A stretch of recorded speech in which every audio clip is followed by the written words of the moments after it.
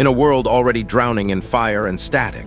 The day Logan's healing factor failed didn't begin with pain, it began with silence.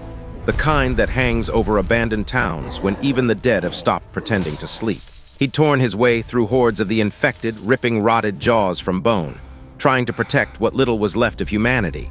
But every slash of his claws sent something unfamiliar burning up his arms, a fever that refused to fade. And for the first time in a century, Wolverine felt genuinely mortal. The virus wasn't like anything Weapon X had ever prepared him for. This strain learned, adapted, mutated in real time, crawling through the air like living smoke, twisting its victims into feral shadows with bone armor and split jaws. And as Logan fought, he realized the creatures were moving around him differently, not attacking, not avoiding, but circling as if drawn to him like a signal. It hit him on a rooftop in what used to be San Francisco, surrounded by bodies that refused to stay down.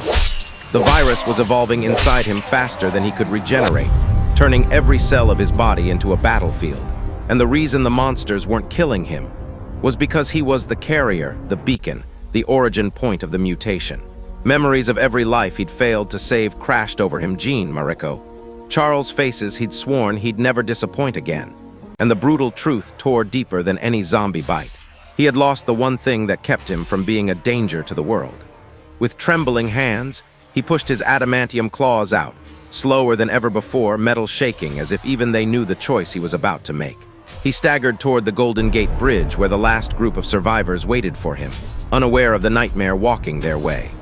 But before he could reach them, a voice echoed through the fog, Laura, X-23, telling him to stop, that she knew what he'd become, and that she wasn't there to save him. She was there to save everyone else. Logan, weakened and coughing black veins, smiled that sad, crooked smile, whispering that she had always been stronger than him, always meant to surpass him. Their claws clashed in a single, heartbreaking strike, a blur of metal and grief. And as the virus finally consumed the last of his healing factor, Wolverine fell to his knees, proud that the world's last hope was someone who carried his legacy but not his curse. And with his final breath, watching his daughter walk away to protect the future he'd nearly destroyed, he muttered the words he'd never allowed himself to say. Good. Kid. Real good.